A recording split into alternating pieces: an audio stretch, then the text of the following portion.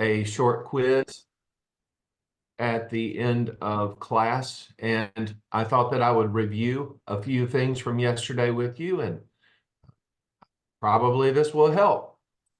How did Abimelech defeat the men of the Tower of Shechem who had entered the stronghold of the temple of the god Berith? Do you remember how he defeated them? He set them on fire. He set them on fire. He sure did. And do you remember how many of them died?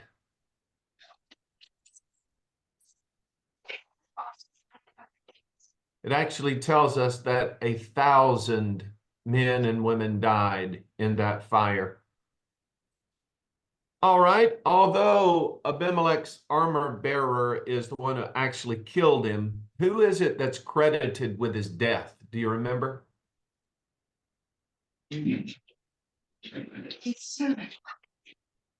didn't get the question.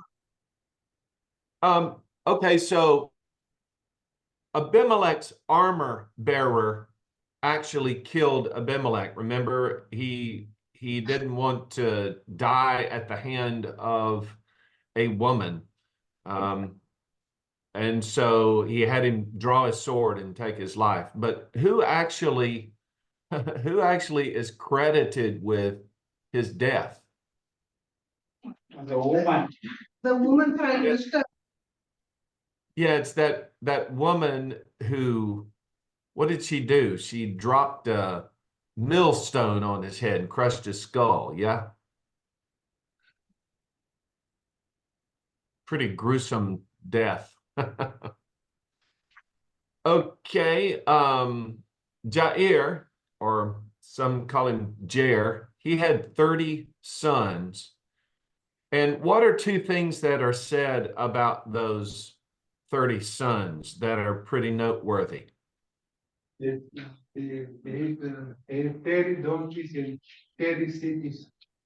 Yeah, exactly right. It had 30 donkeys, which is indicative of some wealth and power. And then they had 30 towns. And that, of course, would have made ruling over those cities a lot easier if your own sons are taking charge. In chapter 11, very first verse of that chapter, we're introduced to Jephthah. And it says something very special about Jephthah. In fact, it's the same thing that was said about Gideon. Do you remember what that was? Mighty man of valor. Mighty man of valor. Yes. Now, here's the thing. It says that he was a mighty man of valor, comma, but he was the son of a what? Harlot. Yeah, he was the son of a harlot. And as a result of that, the family didn't accept him until they needed him. And then they decided, hey, you know what? Not only we're going to accept you, we're going to make you rule over us. We're going to give you all the authority. How many children did Jephthah have? One. Only one child. And what happened to that child? The sacrifice. Offered as a burnt offering, according to the text. Okay, so glad you're able to be here this evening. And we actually started in Judges chapter 13 and began kind of the introduction from the scripture about the life of maybe the most famous of the judges that are mentioned in this book, just because of his exploits and unusual things about him, a man by the name of Samson. And in the first 7 verses, we're introduced to who his dad is. He's one of the Danites, but pretty well indescript otherwise. And his wife has an encounter with the angel of the Lord, who goes ahead and tells her that she's going to, she's barren, but she's going to have this child. This child is going to be under a Nazirite vow. And you can read about the Nazirite vow in Numbers chapter 6. But aside from all of the special stipulations that are made about how he's to be brought up, the angel of the Lord insists that not only is he going to be dedicated and committed to God by, the rules of the Nazarite, but also that she has some special things to keep in mind as she's carrying him in the womb. And then she reports this, what has happened to her husband, and her husband is not satisfied. He wants to hear these things for himself. So beginning at verse 8, there is the second encounter for the woman with the angel of the Lord, and the first encounter for Manoah. But I think it's pretty interesting, the dynamics of how each of these relate to the experience that they have.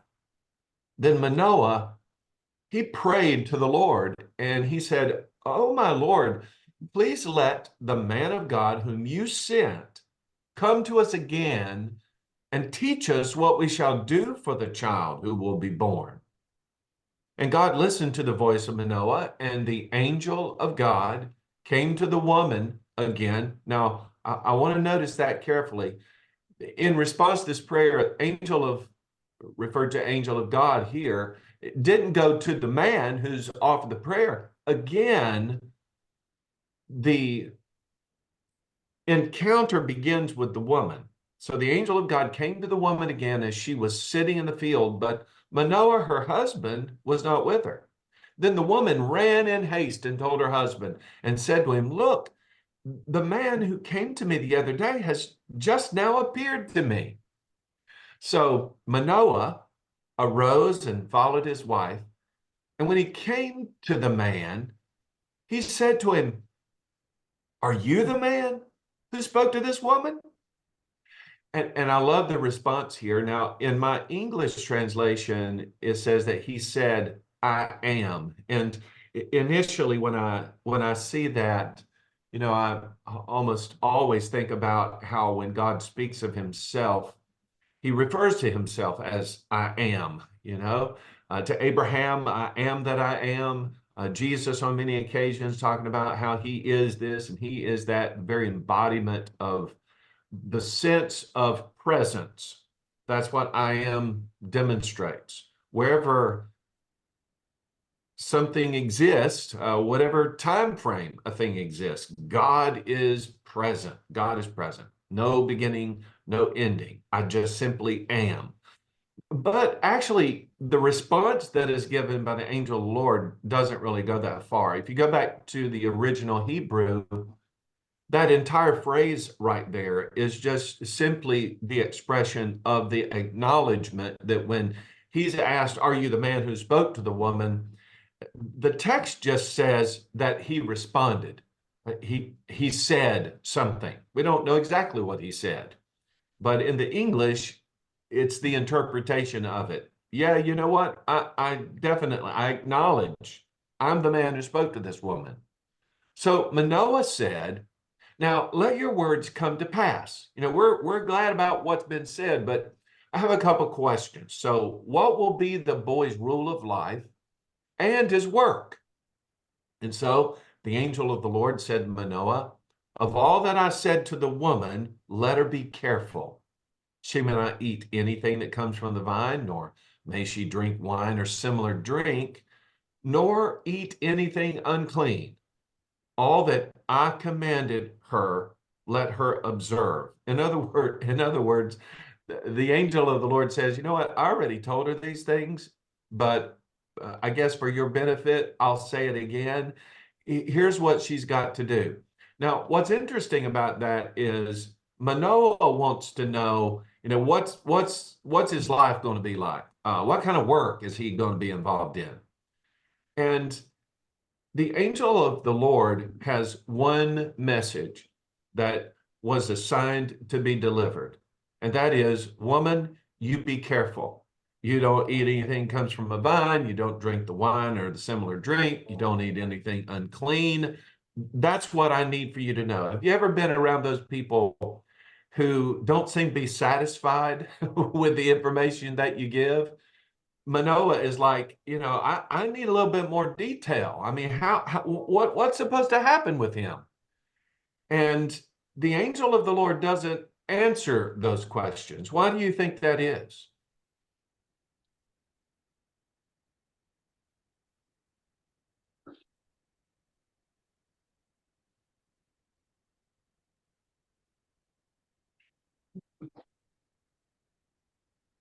We don't know. Help. Well, for one thing, if they had known exactly what was the plan, which really wasn't revealed, right? Even from the very beginning, we noticed something that was a little bit different. We noticed that the text said that these were unfolding events, how the thing was going to develop. And we're going to find out. Same is said about Samson. So the God is not willing to reveal exactly what's going to happen, possibly because of the kind of questioning that Manoah does. Can you imagine? I mean, if he had some idea about how this thing was going, he would probably be pushing Samson along, and by doing that, interfering in exactly how God was expecting this thing to unfold. So, instead of providing Manoah with all of these answers, there's just the restating of the care that needs to be given in preparation for the coming of this son. So Manoah said to the angel of the Lord, "What is your name? That when your words come to pass, we may honor you." And if you look back to those first 7 verses, you'll realize that the woman said, he didn't tell me his name, didn't tell me all these details. So Manoah's got in his mind, I'm gonna get to the bottom of this. I've got a friend who, I'm of the nature that if someone, for instance, is going to the doctor or to the hospital or having surgery, I do not tend to pry into that person's details. I don't want to know everything that is going to be happening. I'm going to pray for them and I'm concerned.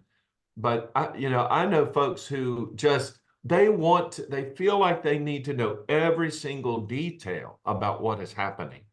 And so Manoah is continuing to do this. Hey, what's your name? We never caught that. And how are we supposed to act? And so the angel of the Lord said to him, why do you ask my name, seeing it is wonderful? I always thought that was a neat response as well, especially given in Isaiah 9 verse 6, where we're looking to the Savior that was coming, and among those descriptions of him was the sense of him being wonderful, or the wonderment of his presence. So Manoah had offered up the prayer to God, please give us another chance with this angel of the Lord and information and so forth. The angel of the Lord does come back, doesn't go directly to Manoah, comes to the wife. Manoah begins to question, and he's like, look, you really don't need to know all of these things. Now, imagine yourself in their shoes. Would you have been like that? Would you have been wanting to know all the details, or would you have just let the thing be? I would love to know the details. Okay. Why is that? I'll be a concerned parent to the newly born child. So I want to know what type of a child is my wife carrying? Yeah. Yeah. What can we expect here? Yeah. And you know what? The truth is, just like my daughter, I think I mentioned this before, my daughter is expecting right now.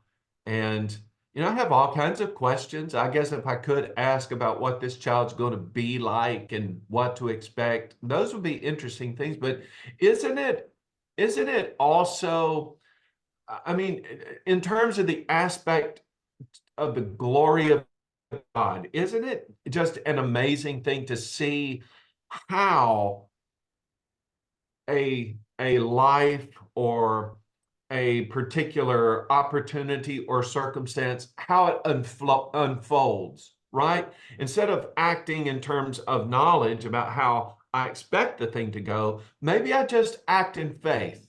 You know, God has given us this special blessing and we're just going to go with it. Now, I might be like you too. I mean, if that situation arose, I sure don't want to mess it up. You know, I don't want to be a hindrance to the thing working. So sometimes we think the more information we have, the better we will do, but that just is not how God intended for the thing to go. This verse 18 makes me think of Deuteronomy 29:29 that says, the secret things belong to the Lord our God, but things revealed belong to us and to our children forever, that we may follow Yes. the words of this law. Yeah, I think that's very good insight. So, verse 19, so Manoah, he took the young goat with a grain offering, offered it upon the rock to the Lord. Oh, wait, let's back up. I stopped right there with I am. Okay, so you know, he says, let it come to pass and all that.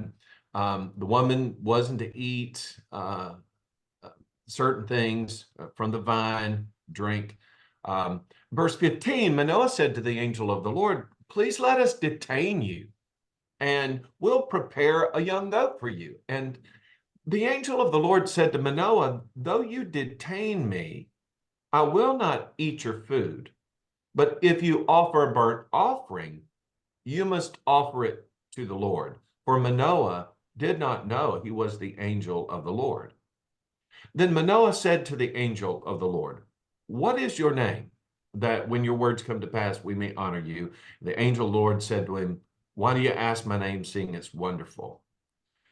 So now, verse 19. So Manoah took the young goat with the grain offering, and he offered it upon the rock to the Lord as this act of worship. And he did a wondrous thing while Manoah and his wife looked on. It happened as the flame went up toward heaven from the altar, the angel of the Lord ascended in the flame of the altar. When Manoah and his wife saw this, they fell on their faces to the ground. When the angel of the Lord appeared no more to Manoah and his wife, then Manoah knew that he was the angel of the Lord.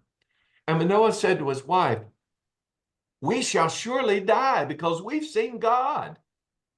But his wife said to him, if the Lord had desired to kill us, he would not have accepted a burnt offering and a grain offering from our hands, nor would he have shown us all these things, nor would he have told us such things as these at this time.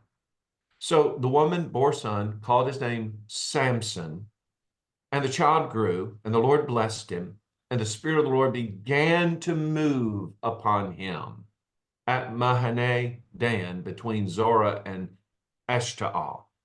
Now, here's a little insight, I think, into the different personalities of Manoah. You know, Manoah, when he experiences this wondrous event of the angel of the Lord going up in the flame, the altar, and all of that, he just becomes very emotional about it, excited. But how is it that his wife responds?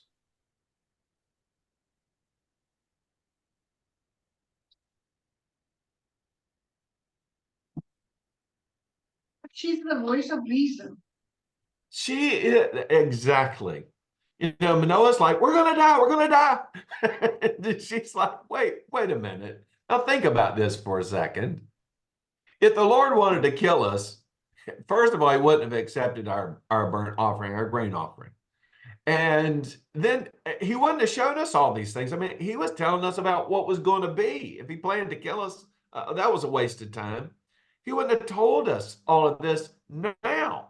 I mean, that what would have been the purpose of it? It's just like he is uncertain about what his wife has told him. So he goes to the Lord, I need to hear it again. I want to make sure I get it all right. When he does talk to the angel of the Lord, he doesn't really get any of his questions answered other than a restating of what had already been told to the wife. And now when he experiences this, he's like, we're going to die, we're going to die. And she's like, come on, really, think about it. So you, Noah, a micromanager. Yeah, absolutely. And you see, these two just have such different personalities about them. Yeah, he wants to know every little detail. And sometimes the details can absolutely bog us down so that we don't appreciate what is happening. And I really like the sense that the wife has. She doesn't get mired up in that. She's looking at the bigger picture. Now, his name is Samson, and the name Samson literally means like the sun or brightness. What do you suppose his parents were thinking when they named him Samson?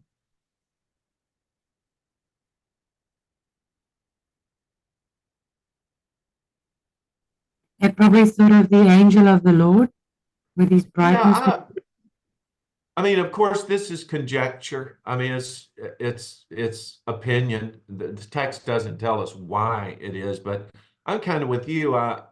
The experience of seeing that angel going up in the flame of fire, like the sun, or the sense of brightness, just seems like naming their son Samson after there's been the promise of his birth, and he's so special. It just seems like that's almost an honorarium of the event that had taken place, and naming him that way. It may have may have absolutely nothing to do with it. It might have been his uncle's name. I don't know, but usually names in the scriptures have significance to them, and it just seems like that name itself lends itself to the event of that we've just read about here in the text. Why do you think that? Well, she gives the reasons why, but why do you think specifically Manoah's wife was pretty confident they weren't going to die after seeing the Lord? Sense. I mean, if you wanted to kill him, they would have been dead already. I'm right there with you. There wouldn't have been any supposing to do, right? The idea would be as soon as you saw it, you're dead. I mean, there wouldn't have been any considering the situation. It's not like there's a lingering effect. You see the Lord, you're dead. So yeah, I think that pretty well answers that question. So chapter 14 is where we get beyond that. Samson has grown up. We don't really know what the childhood was like, or how much or how impressive his childhood might have been. But you do get the sense that things were a little different with Samson, given the way that the parents acquiesce to Samson's demands. Chapter 14. Now Samson went down to Timnah and saw a woman in Timnah of the daughters of the Philistines. Now, this is still within the tribal territory of Dan. Timnah was in the northern area in the hills. And so he sees this woman who is a Philistine. And he went up and told his father and mother, and he said, I've seen a woman in Timnah of the daughters of the Philistines. Now, therefore, get her for me as a wife. Now, I want to stop right there. I don't know how you and your children interact with each other, but I can't remember a time when any of my children came to me and said, go do this. Like issuing commands as though they are in charge. Here is Samson. Samson says, you know what? I found the woman that I want to be my wife. You go get her for me. And his father and mother said to him, is there no woman among the daughters of your brethren, or among all my people, that you must go and get a wife from the uncircumcised Philistines? Now, what is his father basically saying in this very descriptive language that he is using in response to his son? When he refers to the Philistines as the uncircumcised Philistines, that's really kind of a shot across the bow at the Philistines. Yes? Get one of your own people, not foreigner. Yeah, you know, the Israelites were not supposed to intermingle in marriage with any of these nations around them. And so his mom and dad, they're like, oh, wait a minute now, Samson, aren't there any women among us that please you, that we would go and get a wife for you from these heathens? It was almost like you too good for them. You're supposed to be a Nazarite. You know, you're too good for an uncircumcised Philistine. Yeah, there you go. Yeah, but don't you, how do I put it? Is there a little bit of alarm here in the sense that they don't just come directly out here and say, no, Samson, you can't marry her. She's not right for you. Notice how they just kind of tiptoe around this thing with him. Do you get a sense that maybe they've already seen some of maybe the physical potential in Samson, and maybe in a sense they were afraid to make him angry, that he might break something?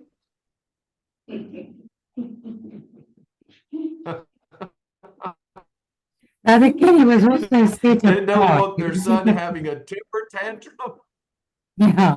Oh, you know, I've seen, maybe you have too. I've seen these movies, you know, about Superman, and some of those movies have Superman depicted as a young child as he's growing up with the Kent family.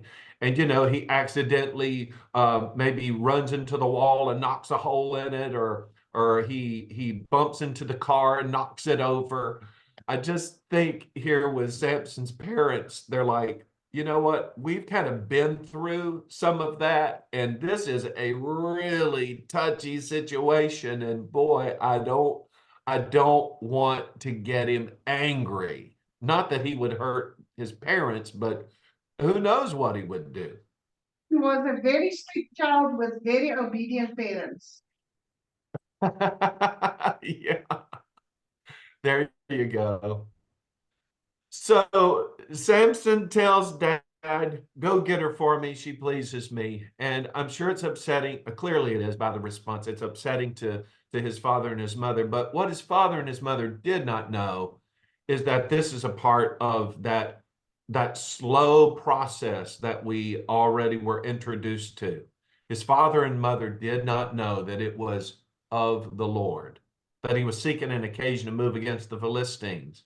For at that time, the Philistines had dominion over Israel. All of this, again, there's another situation. Why didn't the angel of the Lord tell Manoah in the beginning, look, you know, eventually here's part of the plan. He's going to want a woman, and I want you to introduce him to a Philistine woman. That isn't going to work. You can't just go and try to, like was said earlier, just micromanage the whole process. So father and mother, they are ignorant to the plan that God has here. And because of that, they are able to get out of the way so that this thing can unfold. And Samson went down to Timnah with his father and mother and came to the vineyards of Timnah. And by the way, is there a problem with this? What is a vineyard? He was not supposed to be anywhere close to it. don't touch it. Nothing even like it. Don't do anything, don't ingest the vine, anything from the vine, not the wine, not anything like wine, not anything that is unclean. Don't take that into yourself. Now, to his surprise, a young lion came roaring against him, and the Spirit of the Lord came mightily upon him, and he tore the lion apart as one would have torn apart a young goat, though he had nothing in his hand. But he did not tell his father or his mother what he had done. And this is a credit to South Africa right here. Used to be when I read over this, I thought, wow, what an amazing thing. Samson tore apart a young lion. And I just read that because of what I knew in my limited knowledge about what a lion is. But you know what? When I went to South Africa, we went to one of those big cat preserves where they had lions. And I had not known until that moment that a lion's head is like this big. And they've got fangs that are like this long. I had no idea that they were so big. In fact, when we were there at that park, the lion would come right up to the chain link fence where I was. And I am not kidding you. The hair would stand up on the back of my neck. And then one of those lions roared, and I thought I might fall down because my knees became weak. There was no chance of that lion getting me, but it sure was a terrifying experience. Now, this says that Samson tore that lion apart like you tear apart a young goat. And again, I was thinking to myself, okay, how do you tear apart a young goat? And I was thinking, I'm not sure I could even do that, right? I mean, you would have to tear something apart that has sinew and muscles, and he handled that thing like it was nothing. But he didn't tell mom and dad about it. Maybe he didn't want them to be afraid, or maybe he knew he's ventured into something here he should not have been party to. Not to mention the fact that once he's torn that thing apart, it is now dead. Well, he can't, according to Numbers chapter 6, can't have association with dead things either. But that's not the end of the story. The story gets much more gruesome. So, verse 7, they went down, they talked with the woman. She pleased Samson well. And after some time, when he returned to get her, he turned aside to see the carcass of the lion, the rotting flesh of that lion. And behold, a swarm of bees and honey were in the carcass of the lion. I'll be honest with you, for many years when I thought about this story, I like honey and honey bees and all of that. Got friends that have bees in, the boxes and so forth. They harvest the honey. I love honey. And until I really stopped to think about what is going on here, I thought, wow, how wonderful. He went, he found the honey, eats the honey. I love honey. I can tell you what kind of honey I'm pretty sure I would not like. I'm pretty sure I would not like honey that I had gathered from a rotting carcass. But he took some of that out of that rotting carcass of that lion that had been there for who knows how long. And he took some of it in his hands and he went along eating it. And when he came to his father and his mother, he gave some to them and they also ate. But he didn't tell them that he had taken the honey out of the carcass of the lion. Well, I think that's a good idea, don't you? I mean, I'm just not thinking that's very appetizing. But aside from how disgusting that sounds, what's the problem with it for him personally? It breaks now rule number 3. Yes. Clean. It was unclean, unclean. So he is breaking rule after rule. Now, here's the thing about that. Some people have said, if you know the story, ultimately he breaks the final rule with regard to his hair. Don't want to ruin the story for you if you don't know it yet, but and they're like, well, wait a minute. Why didn't God take action earlier? You know, why didn't God take his strength away when he was there in the vineyard? Why didn't he take his strength away when he took in that which was unclean? But here's the thing. You might not ever know someone who is under a Nazirite vow. You might never know that they broke the vows if, for instance, in secret they drank some wine, or in secret they did something that was unclean. But there is no doubt about it that if they showed up shorn, if all their hair were cut off, you would know immediately that they had broken their vows. And it seems to me that that's the thing. Despite the mistakes that he's making, the one thing that is holding it all together is just the visual representation of the commitment that his mother had made, and that at least up until this point, Samson had made in the maintenance of at least part of that vow. So what does it tell you? I'm sorry, go ahead. I'm also reminded about two verses. The one is Hebrews, sin that so easily entangles. You know, it's a step-by-step approach towards the ultimate end.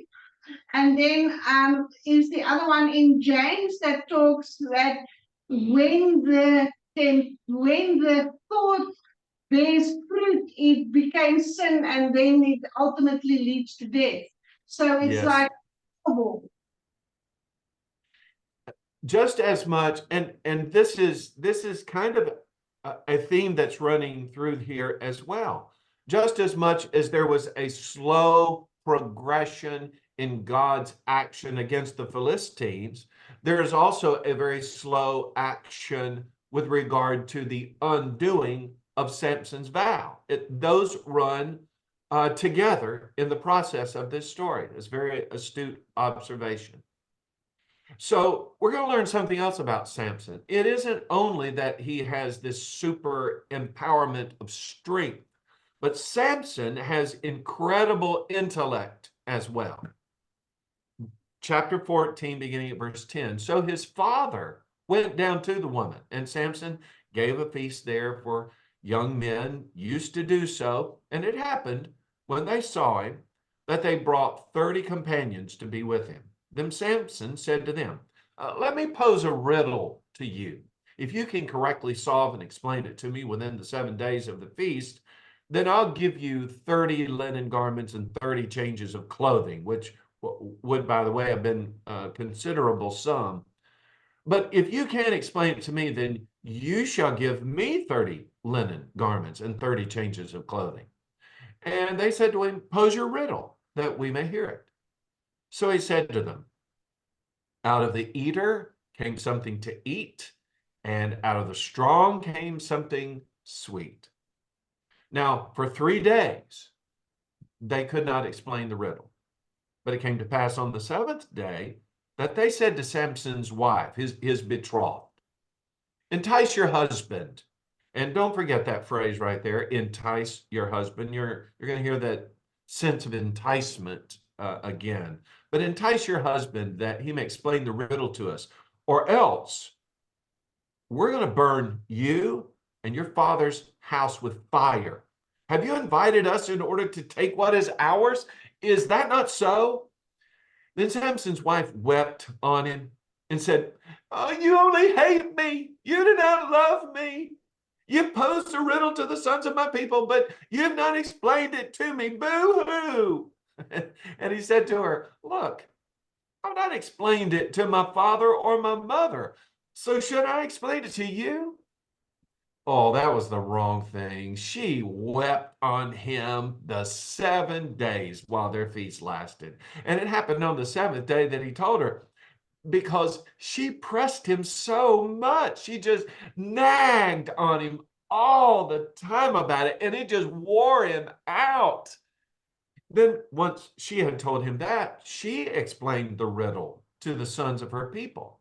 So the men of the city said to him on the seventh day before the sun went down, "What is sweeter than honey and what's stronger than a lion?" He said to them, "If you'd not plowed with my heifer, you would not have solved my riddle. If you hadn't been messing with my wife, you had threatened her, then you would have solved this thing." And here another occasion against the Philistines arises. Verse 19, the Spirit of the Lord came upon him mightily, and he went down to Ashkelon, a city of the Philistines, and killed 30 of their men, took their apparel, and gave the changes of clothing to those who had explained the riddle. So his anger was aroused, and he went back to his father's house, and Samson's wife was given to his companion who had been his best man. What do you think? Is that going to work out okay?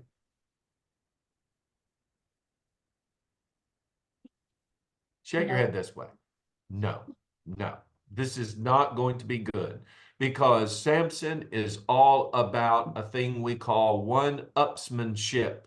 You do something to me, I'm going to in turn do something worse to you to try and get you to stop. And this is going to go back and forth, back and forth.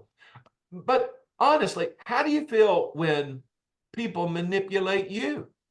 I mean, how do you feel about that when you think that you have been taken advantage of?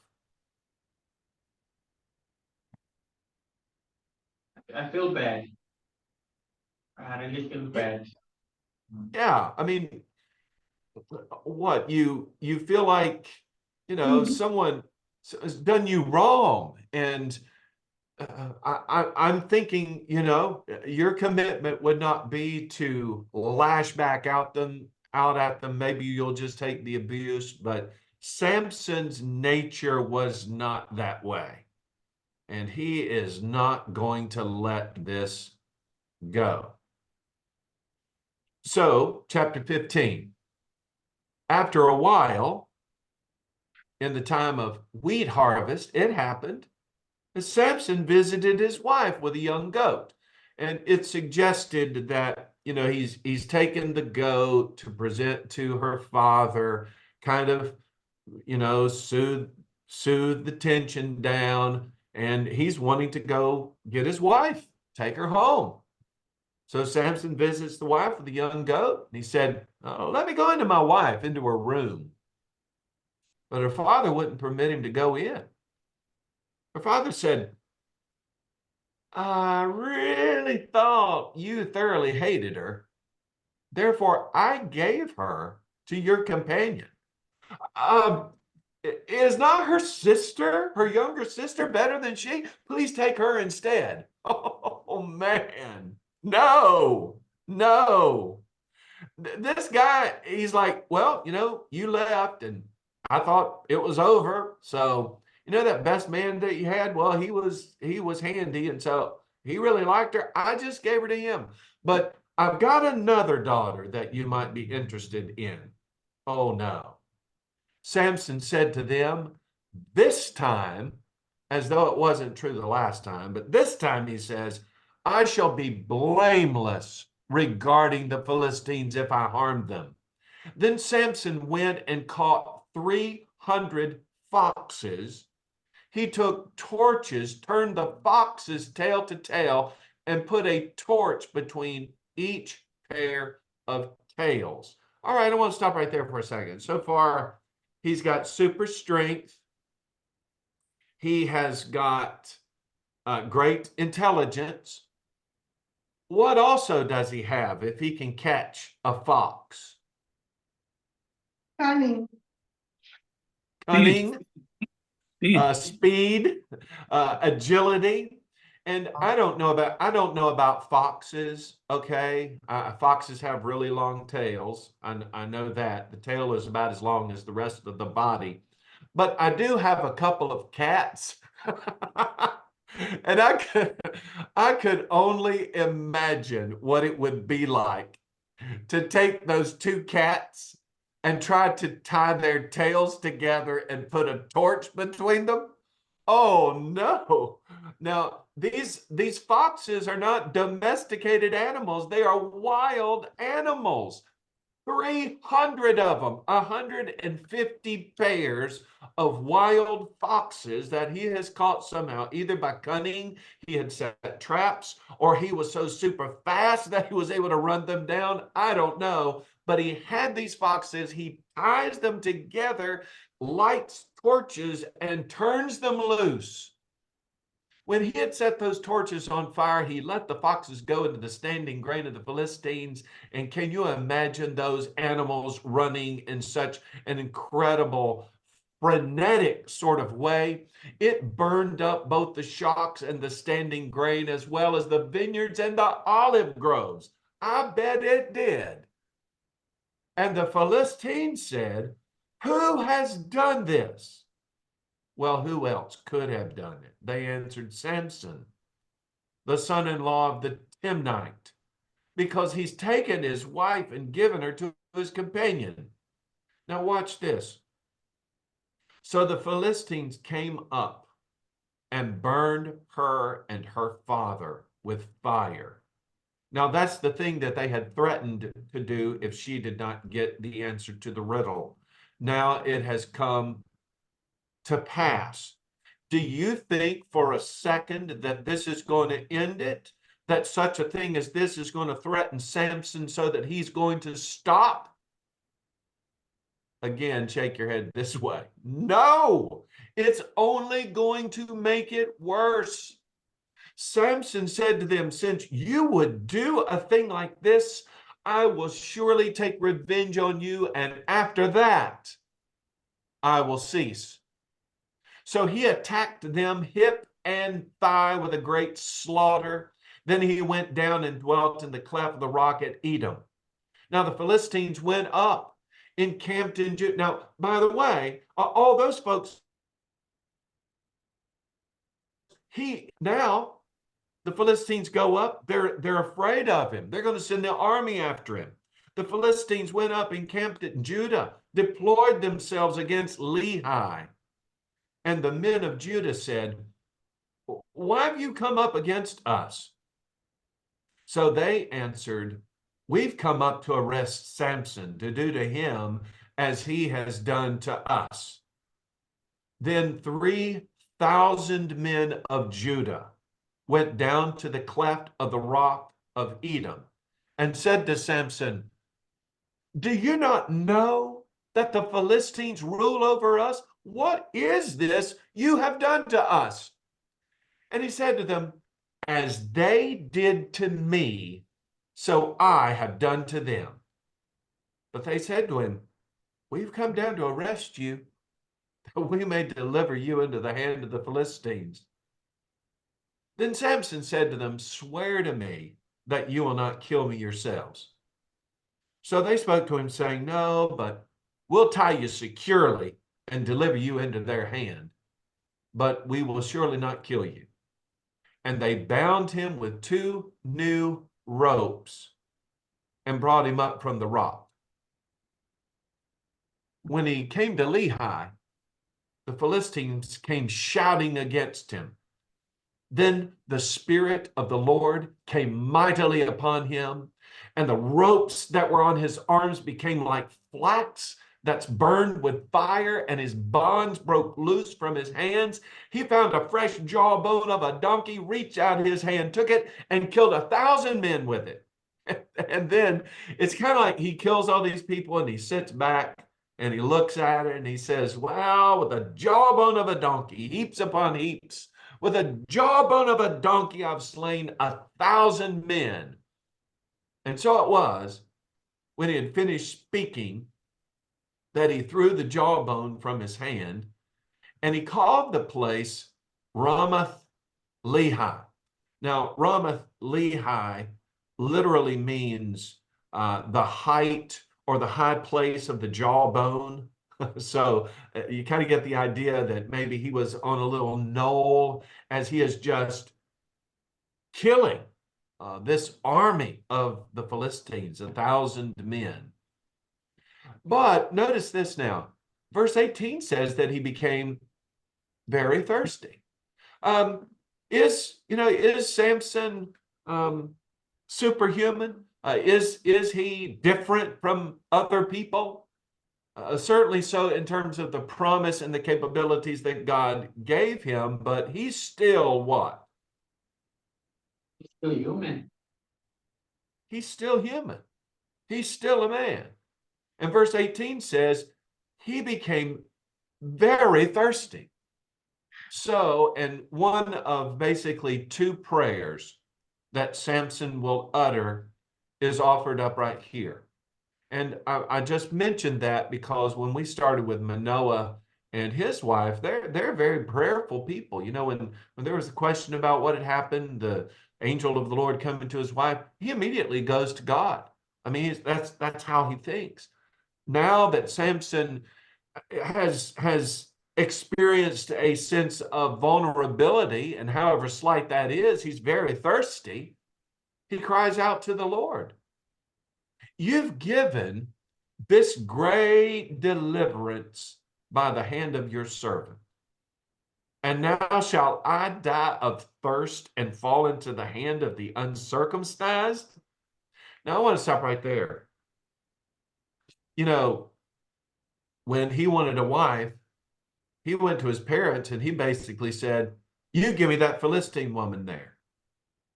And now, and I don't know what you think about it, I want to get your take on it, but when I'm reading this, it's almost the same kind of audacity on the part of Samson.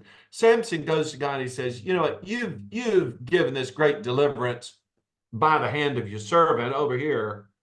And now you need to give me something to drink because I'm going to die here of thirst. It's almost like he's telling God what to do. What do you think? He's acting a bit like a spoiled brat. Pardon? He's acting like a spoiled brat. Very Like disrespectful. a spoiled brat. Yeah. Give me what I want. Give me what I want. Just wow. So it's got great strength, got great dexterity, speed, probably. He's got a great mind, but he is a spoiled brat. He thinks that everything should come to him. You know, it's like everybody owes him something. But interestingly, God split the hollow place that's in Lehi, and water came out, and he drank it.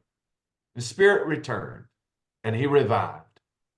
So then he calls this place in Hakor, which is in, according to the text, for the sense of its relation to the time, they said, hey, that place is still there. You could go to it today. Now, Lehi is a word that means the jaw. That was part of the original, you know, the high place of the jawbone. Lehi is the jaw. And that in Hakor literally means the spring of the calling. In other words, he called out God for water. And here's where God gave that water. Look at there. I even commanded God, and the water came out. Verse 20, he judged Israel 20 years in the days of the Philistines. A little bit of a premature statement because that statement is going to be made again at the close of the story. But I think it's interesting that it's thrown in right here. And my take is that despite all of the negative things that are mounting against Samson, we're reminded now, yeah, he is the guy. You know, he is God's man. He judged Israel 20 years. Those Philistines were a tough group of people to handle. And he was, okay, here's the thing. He's flawed and he's a mess, but he was the man for the job. God is using all sorts of people with all kinds of questionable characters and behaviors in order to accomplish his ultimate will. Keeping in mind, again, and I tried to explain this a little bit last time, it's almost like there's a step. Yeah, people return back to God, but they never return back as high or higher than they had before. It's always a little bit less and a little bit less. They may be returning to God, but they are not the same people that they had always been. I'm wondering, maybe with you as you're thinking about this, how far away can we go from God before he gets to the place where he says, you know what, that's it. I'm not listening anymore. I refuse to hear you. How far does a person have to go before that happens?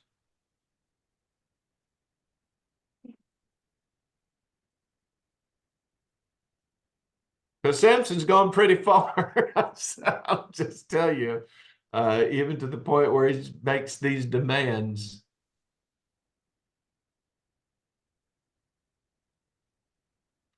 But you notice that when he drank the water, it's like his sense about him came back, right? His spirit returned him. He's revived. Um, maybe some of this was attributable to the fact that he was really really thirsty, or as long as a person's heart is still inclined toward God, God is so long suffering. But there comes a time to which that long-suffering nature of God will end, and that is such time as our heart becomes hardened toward God.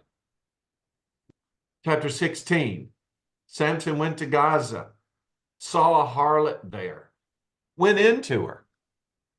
When the Gazites were told, Samson's come here, they surrounded the place, lay in wait for him all night at the gate of the city. They were quiet all night, saying, in the morning, when it's daylight, we will kill him. And Samson lay low till midnight. Then he arose at midnight, took hold of the doors of the gate of the city, and the two gate posts, pulled them up, bar and all, put them on his shoulders, and carried them to the top of the hill that faces Hebron. Okay, another demonstration of unbelievable strength. In fact, hey, you just want to test yourself, go out there and grab hold of a pole that's been securely set in the ground and just yank it up out of there. Let alone go to the gate of a city that has double doors, both of which would have been of an enormous weight, and take into consideration the gate posts that are securely placed in foundation. And not only that, the bar and the locks that are there to secure the city, just go and grab a hold of those and yank them right up out of the ground, put them on your back, on your shoulders. And then there's some question as to what happened here. Did he carry them to a nearby hill, which is an incline and, of course, requires a great deal of aerobic ability in order to go to the top of the hill? He said that faced Hebron. Or is it trying to tell us, which I understand, I'm not scholarly enough to determine this myself, but I understand that there is some question as to whether the text is describing him doing that, or actually having carried those gates and the posts and the locks and all that was about that, carrying it about the 40-mile distance it was to the hill that faces the city of Hebron. What in the world? Which is the greater danger you think that Samson faced? Was it the danger that was on the inside, his own character and the sense of vengeance that is always festering in him, or was it the danger of his enemies? Did he really feel threatened by anybody? No. No. One answer pretty emphatic. No. Someone can kill a lion. Okay. How can he be afraid of human being? So it's trained, so he was not afraid of anything. That's why he could like carry the gate and put it where he was, like in the middle of the night. People were planning, but he was already awake. Yeah, like So David, he was waiting for them, like he was preparing for them. That's in the middle of the night. like David Yeah. also said, I killed the bear, I killed the lion, what is this Philistine to me? Tear apart a lion like it's, which for me, I guess, goat or a lamb that would have been an equal challenge, but to tear that thing apart like it's nothing, to go against, the Philistines that had burned out his in-laws. He kills all of them. They send 3,000 of Judah. He says, okay, don't kill me. I think he was being sarcastic. Don't kill me. Just promise not to kill me, but you can bind me with those ropes. And he goes and he kills the Philistine army of 1,000 men with the jawbone of a donkey. And then these guys are going to lie and wait and take his life. Oh, they're thinking we're about to get him. Can you imagine if they are watching this develop, him ripping those things? I don't imagine any of those guys chased him up that hill, did they? Nobody followed after. You want a part of somebody who can do that? But here's the thing. Not only did all those folks witness that Samson was able to do those things, but Samson knew that he could do those things too. And Samson, and I think it's already been borne out, it's borne out in the way that he treats his parents. It's borne out even in the way that he speaks to God Almighty himself, that Samson has the idea, and the spoiled brat comment, I think, nailed it. Samson has in his mind, he can do whatever it is that he wants to do. He can do whatever. He hasn't yet been humbled. Chapter 16. Afterward, it happened that he loved a woman in the valley of Sorek, whose name was Delilah. Let's stop right there for a second. Some people who, for instance, that the Philistine army is against you. They're looking for you. You've murdered a bunch of them. In self-defense, you killed them, but they don't see it that way. You are a threat. You are a walking weapon. And so we've got to get rid of you. Most people, having been threatened like that, would run away, right? Going to go hide. Samson isn't hiding from anybody. It's like he feels like he is untouchable. So he loved a woman in the valley of Sorek whose name was Delilah. And the lords of the Philistines, and by the way, so way back in chapter 3 and verse 3, that text was describing several of the different groups of nations and peoples that were going to be interacting with God's people, the ones that God was going to use as thorns against them and create havoc. Well, among that group is described the lords of the Philistines. It says in that text that there were 5 of the lords of the Philistines. So the lords of the Philistines came up to her and said to her, entice him.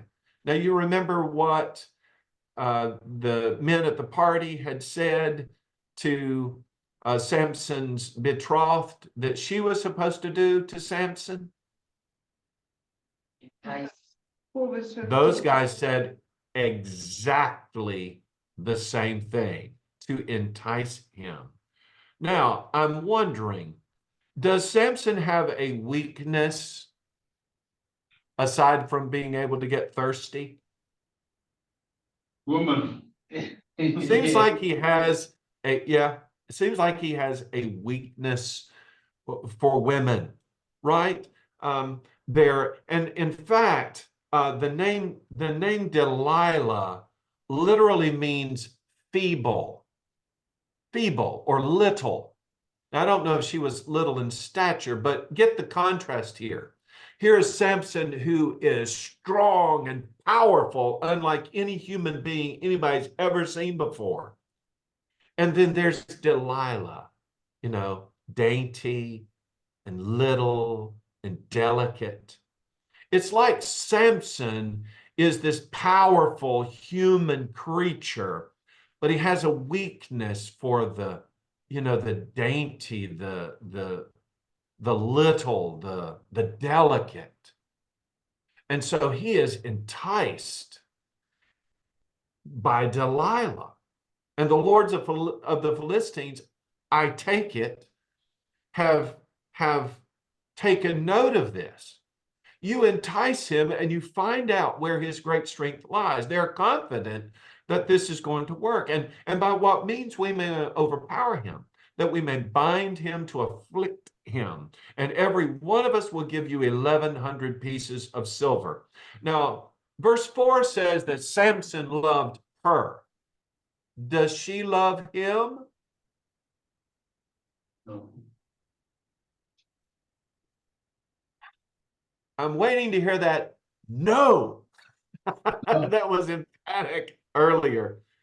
Because the reason I asked that is because they're not saying, you know what, he's a threat to society, and what we would like to do is to sit down and talk with him and, just kind of come to an agreement about what's happening, because we don't need all this bloodshed. We don't need these troubles. So if you would take this man that you love and let us talk with him and work this out, that'd be great. That'd be wonderful. That's not what they tell her. They tell her, here's what our plan is. We want to find out what makes him so strong. We want to know how it is we can overpower him, because once we overpower him, we are going to bind him and afflict him. And then if you'll help us do that, we're going to give you a bunch of money. So I just, it's impossible. I guess it would be impressive. We would say, wow, that's a lot of money. If we tried to show equivalence of 1,100 pieces of silver times 5 at least. I mean, it was a sum of money that she would never spend in a lifetime. Maybe several generations of people would never spend. It was an unbelievable sum of money. We're going to give you, Delilah, this unbelievable sum of money so that we can bind up your boyfriend and afflict him. I just don't get the sense that she loved him like he loved her. And maybe he loved her, maybe that is the weakness that he had. It was something about her that was so delicate, and he just, with the power that he had to treat her with gentleness. Delilah said to Samson, please tell me where your great strength lies, and with what you may be bound to afflict you. Samson said to her, if they bind me with 7 fresh bowstrings, not yet dried, then I shall become weak and be like any other man. And I want to again stop, because one thing that dawned on me, and maybe you too, just asking, in a lot of movies that depict Samson and Delilah, Delilah is always a beautiful and delicate looking woman. I think she almost always fits the description that's right here. Almost always in these movies that are made about Samson, they will choose some enormous specimen of a human, usually a bodybuilder, or somebody's got, great big muscles and he's bigger than everybody else. He looks like a strong man. But the sense that I'm getting here is that when you looked at Samson, you didn't say to yourself, boy, he's got a lot of big muscles. That must be why he's so strong. What everybody was doing was scratching their head and going, what is it that makes this man so strong? I get the idea that he physically basically looked like everybody else, that he was pretty well just normal, other than he had strength that was unlike anything anybody else had seen. What do you think about that? Never thought of it like this. Well, maybe I'm wrong, but I just get that sense because they weren't sure where that strength was coming from. So Samson's toy, go ahead. So, Brother Ken, I just also was thinking now while you were talking, here they are saying to, or she's saying to him, tell me where your great strength lies and with what you may be bound to afflict you. Where's his intelligence in this? Where doesn't he say, well, why, my beautiful woman, would you ask such a thing of me? Doesn't the Yeah, Lord really. go off? Yeah, that's a good point as well. I'm getting mixed messages here in this relationship. Yeah. It's like it's almost like Samson delights in the idea that someone thinks they could do that. You know, Samson, if I could, I'd just beat you up. Oh wow, that really is that really gets my attention, girl. Keep talking. You know? So there they are, they're in this conversation, and she's like, tell me. And Samson, he gives her an answer, which of course is the wrong answer. So the lords of the Philistines, they brought up to her 7 fresh bowstrings, not yet dried, just like he had said. She bound him with them. Now men were lying in wait, staying with her in the room. And she said to him, the Philistines are upon you, Samson. And he broke the bowstrings as a strand of yarn breaks when it touches fire. So the secret of his strength was not known. Then Delilah said, now I want to stop here too, because a lot of times in the movie depictions of this, you have these Philistines hiding in the back, and then when she says the Philistines are upon you, they come out and they attack him, and then he breaks the bowstrings or whatever, and he beats them up. But that is not really what's being described here, because I've always, based on those kinds of scenes, I've always asked myself, after the first time that happens, why doesn't Samson say, girl, I know that you're in league with these Philistines and I'm done with you? I don't think that's what's happening. I think they are lying in wait. And when she says the Philistines are upon you, Samson, it's almost like he thinks that she's toying with him, and then he immediately breaks them. And those guys see that and they're like, oh, whoa, wait a minute, that didn't work. And so nothing happens. And then Delilah comes back and she says, look, you've mocked me and told me lies. Now, please tell me what you may be bound with. So he said to her, well, if they bind me securely with new ropes, okay, you remember, I'm getting also a sense that this is a game that Samson is accustomed to playing. The reason I say that is because you remember what Samson told the Israelites that they could bind him with, or that they should bind him with when they delivered him to the Philistines. You remember what he told them would work? They had bound him up with what? New ropes. This very same thing. Kind of get the idea that, this is something Samson toys with. This is a game he plays all the time. Somebody says, boy, you sure are strong. I wonder what would tie you up. They say, well, put new ropes on me. Let's see if that works. And they do it. Or so Samson has these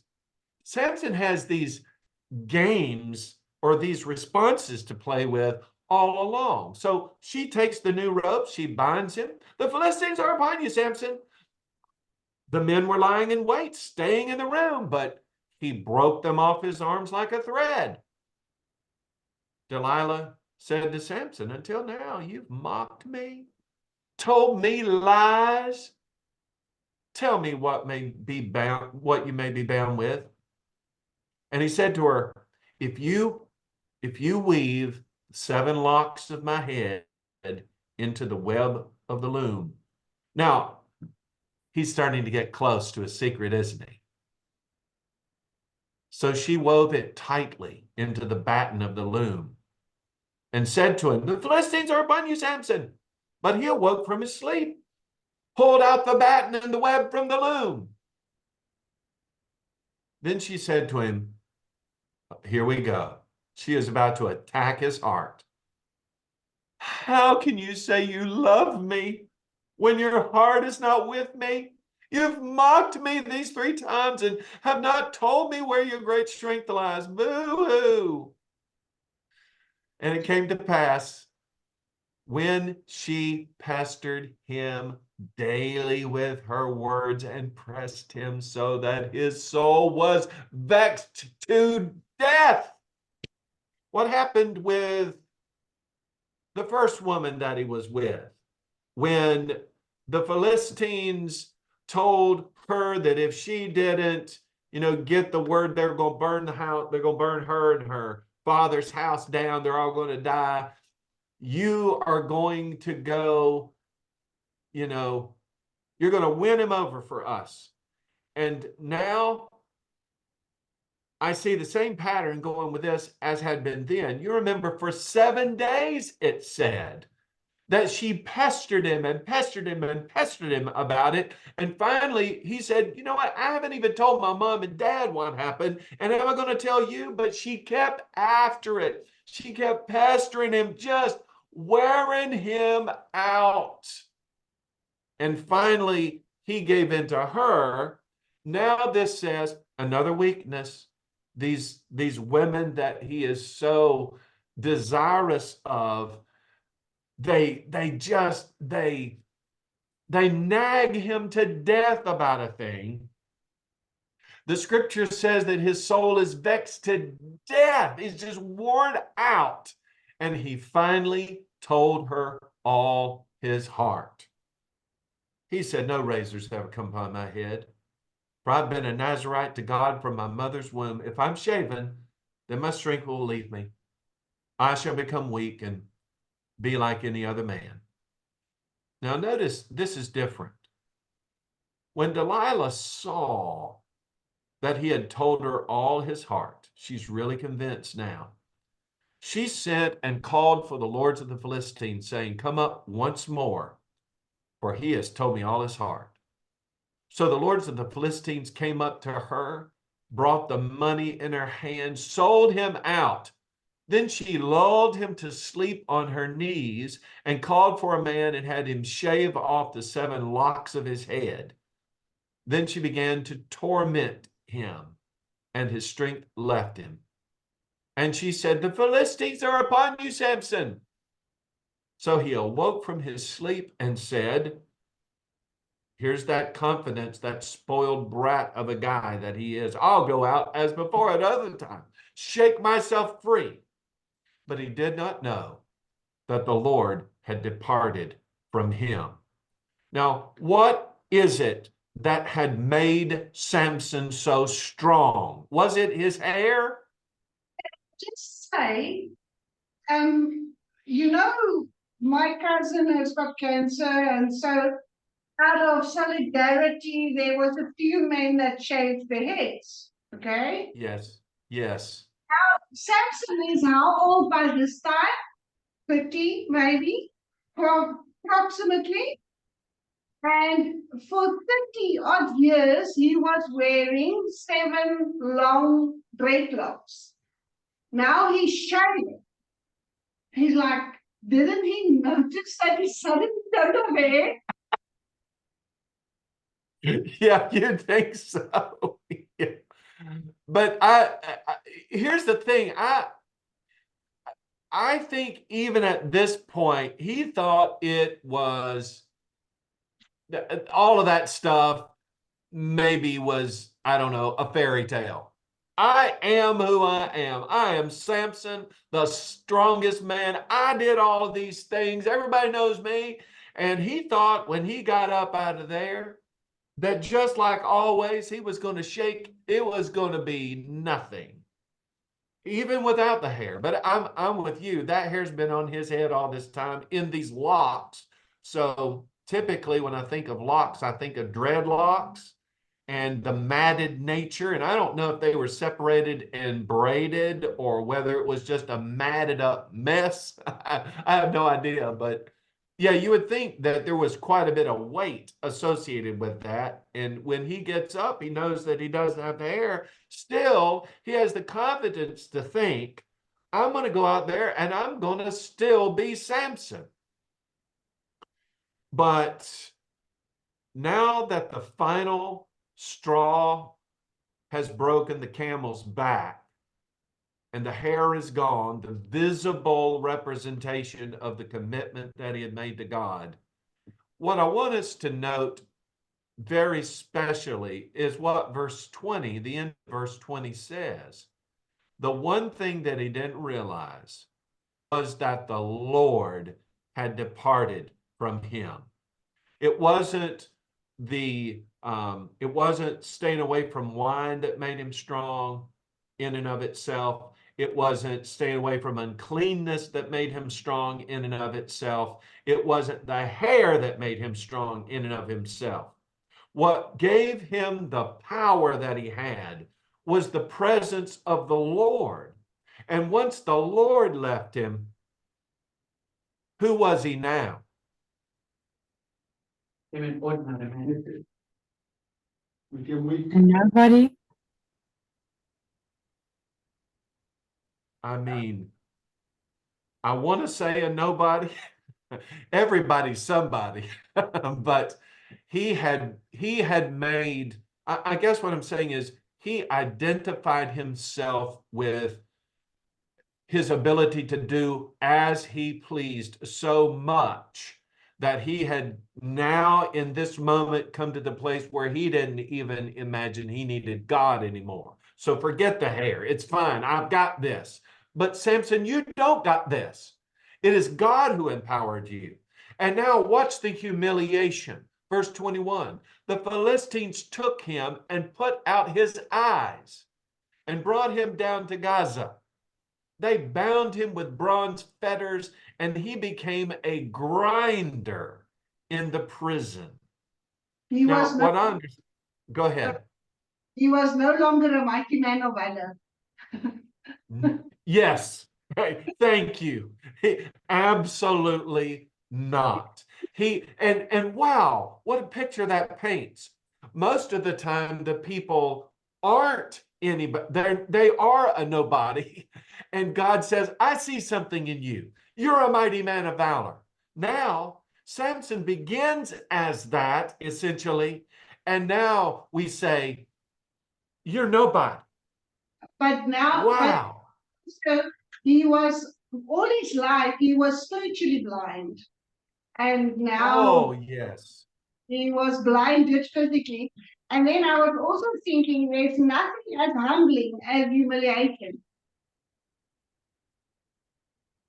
Isn't there a great sermon in this right here? Is a big one. Is a big one. A big one, yes, a very strong and powerful one. But watch this. But watch this. And this is, to me, this is incredible. The statement in verse 22. All of this has happened. Now he's being humiliated. Yes, what was so awful about him on the inside has now, in effect, it's now being seen on the outside. He is blind. He has no strength. He's bound. He becomes a grinder in the prison. I understand that typically animals, burdened animals, were tied to a bar, and it just pushed that bar around for the grinding of the grain. That's the picture. He's become nothing more than a beast of burden. But verse 22, the hair of his head began to grow again after it had been shaven. What is that to the reader? What does that statement do for us? What does it incite in us? He doesn't leave us. Hebrews 13:5, never leave you, never forsake you. Yes, you guys are such good students, and I appreciate your comments so much. And you have nailed it. Samson had the Spirit of God had left Samson because of Samson's choices, but God never was far from Samson. And even in this humiliation, the hair, which had come to symbolize the strength of Samson, the hair begins to grow. And it's like that little grain of hope now in the reader as we're reading this. That little grain of hope is beginning to sprout. And is there the possibility that his strength will return? Well, here's the rest of the story. It says, now the lords of the Philistines gathered together to offer a great sacrifice to Dagon their God and to rejoice. And here's why. They said, our God is delivered into our hands. Samson, our enemy. Our God's the winner. When the people saw him, they praised their God, for they said, our God has delivered into our hands our enemy, the destroyer of our land and the one who multiplied our dead. So what happened? When their hearts were merry, that they said, call for Samson that he may perform for us. They just want to humiliate him in the presence of all of these people who are glorifying their false god for delivering him to them. So they called for Samson from the prison, and he performed for them. And they stationed him between the pillars, I guess, so they could get a good look at him. Samson said to the lad who held him by the hand, stop right there. Part of that great humiliation is that this great, powerful, and awesome man is now being led around by the hand by a little child. Samson says to him, let me feel the pillars which support the temple so that I can lean on them. Now the temple was full of men and women. All the lords of the Philistines were there. About 3,000 men and women on the roof watching while Samson performed. Then Samson called to the Lord. Now, remember, I mentioned before that Samson had prayed. Remember, he was thirsty. And when he prayed to God then, he basically said two things. He said, number one, thank you, Lord, for making me so awesome and being able to destroy these people and kill them. Thank you so much for making me who I am. And secondly, I am thirsty. Did you really mean for me to die out here of thirst? So I need some water. That was the arrogant attitude that he addressed God with on that day. But look at him today. Oh, Lord God, remember me, I pray. I want to stop there for a second. How does Samson feel about himself at this point? He's being humiliated. He's being strung up between the pillars. He's being led by a child. He is blinded. How does he feel about himself? He now realizes his dependency on God. He's humble. He's humble. Absolutely. You think he knows that the Lord had departed him? It's First Peter that says, humble yourself in the sight of the Lord and he will lift you up. Amen. So, O Lord God, remember me, I pray. Strengthen me, I pray. Just this once, O God. I'm sorry I'm laughing, but what is about to come out of his mouth it's like, I know he's humbled, and I know that maybe he's learned his lesson, but has he? Because part of what drove the fury of the man who was with incomparable strength and was untouchable was this sense of vengeance. You do something to me, I'm going to get you back and do it worse. And so here is Samson, just as humbled as a person could be, short of God just taking his life away from him, but he is as humbled as he can be. He says, just strengthen me just this once, that I may with one blow take vengeance on the Philistines for my 2 eyes. I just want to laugh. So, brother, He just wears me out. I don't know about you. Hebrews 11:32 mentions Samson, the hall of fame. Yes, I think it that certainly does. it's obviously good that he lived his life. He was in line. He was faithful to God, and according to that reference there. Yes, absolutely right. And what does that tell us? What does that tell us about God's patience with us? And he wants the best for us. In another study that I'm doing, the scriptures, Jeremiah constantly is reminding the people that God wants the best for you. If you will just repent, God will keep Babylon from coming down here. We're this close to your destruction, but if you'll just turn to him, if you'll just, God will respond and he will protect you.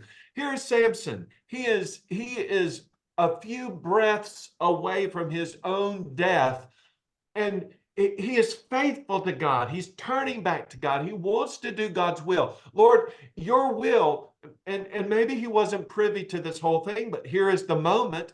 All of the Philistine leaders are here. 3,000 have packed in here. They're all worshipers of this foreign god. They're giving tribute and glory to their false god. Lord, just with this one act, if you will empower me, I will tear this place down. And so he took hold of the 2 middle pillars which supported the temple. He braced himself against them, one on his right and the other on his left. Now, watch this. Does Samson even know he's got his strength back yet? He has prayed to God. He's asked God to do this. And just as you said, by faith, he is trusting that when he exerts it, it's going to happen. I trust that God's going to hear my prayer. So he leans into it, and Samson said, let me die with the Philistines. Question, who was he talking to? God Almighty. And he pushed with all his might, and the temple fell on the Lord's and all the people who were in it. So the dead that he killed at his death were more than he had killed in his life. What is it that God said he's going to, or what is it that God's plan was from the very beginning with Samson? I think Go ahead.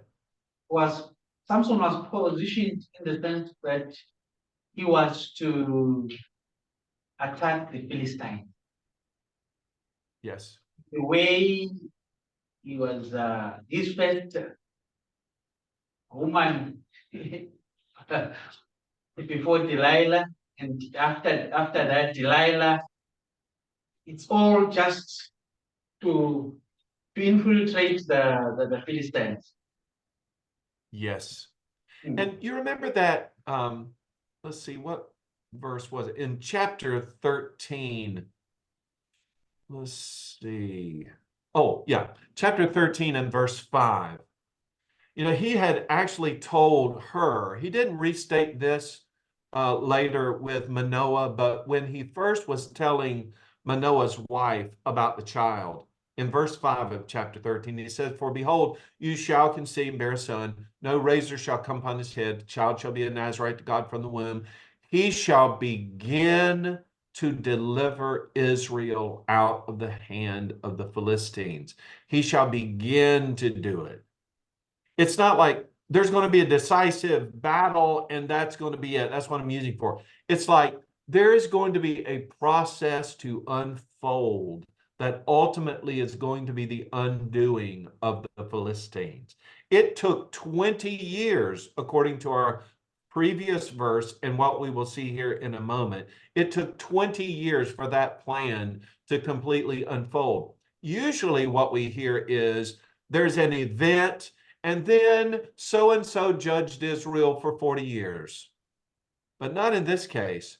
The entire course of the judging of Israel was the unfolding of this incredible life of vengeance and perception of wrongdoing toward his person on the part of the Philistines against one man, Samson. No armies involved. Samson is the army. But Samson, in this, here's the culmination of it all in the bringing down of the temple, his act by faith in having prayed to God for that one opportunity and God answering that prayer. Verse 31 says that his brothers, all his father's household, came down and took him, brought him up, buried him between Zorah and Eshtaol, in the tomb of his father Manoah. He had judged Israel 20 years. No.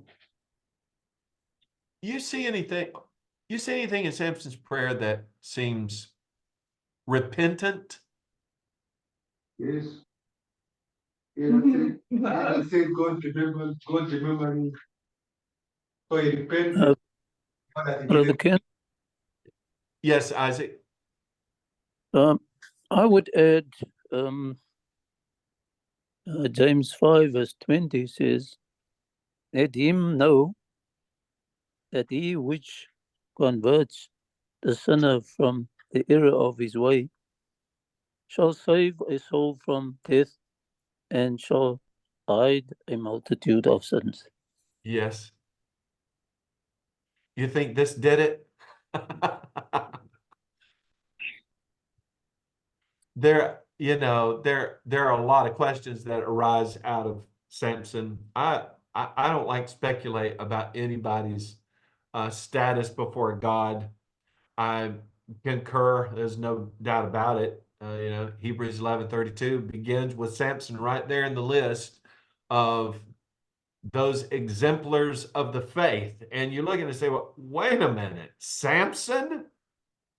But I ask this question.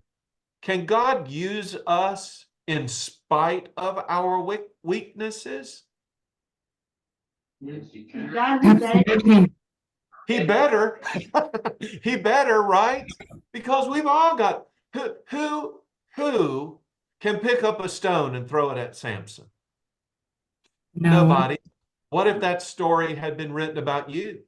I mean, over the entire lifetime that we live. I mean, you have compressed all of the events of Samson's life in just a handful of chapters. What if God did that to each of us? When people in generations hence read about our exploits, what would they be saying about us? It may not be that you took the jawbone of a donkey and killed 1,000 people, but you've done something with your life. And you've been, no indictment on you. I'm just saying, generally speaking, people lie, they cheat, they gossip, they do all manner of things that they're not proud of. And God still uses them in spite of the mistakes that they make. Think about Peter. Did Peter ever make a mistake? Yes. I mean, but God uses him and others like him to proclaim the gospel in the first century. On and on we could go. Samson, to me, it's a tragic story, but it is also, a triumph story as well. And God ultimately used someone with a lot of weaknesses in order to bring glory and honor to himself. Oh, that guy just makes me breathless, I'll tell you. Okay, I'm going to say that from this point to the end of the book, if you read through the story of Samson and stopped there and left these little addendums to the book off, then you skipped the most shocking and unbelievable description of degradation in a society that possibly could ever be. I mean, we have chronicled through this book up until now the slow decline of morality, the slow decline of faithfulness and integrity. It kind of the keystone of that is Samson himself. He embodies everything that was wrong about Israel in this time. And yet there was still the affiliation with God himself. Beginning here in chapter 17, this thing is about to absolutely go off the cliff in terms of leaving God and unfaithfulness to him. But God didn't stop the book there. He continued to describe the history of degradation, of the degradation of his people, in order to share with us how far it is people will go when they forget him. Chapter 17. Now there was a man from the mountains of Ephraim whose name was Micah. And he said to his mother, the 1,100 shekels of silver, and by the way, that's also the amount that each of the 5 Philistine lords was giving to Delilah. She got 5 of those. It's an enormous sum of money. The 1,100 shekels of silver that were taken from you on which you put a curse, even saying it in my ears. Well, here's the silver with me. I took it. His mother, unbeknownst to her, had cursed him because he's the one that stole the money. And his mother said, well, may you be blessed by the Lord, my son. Oh, she's so glad that he confessed it.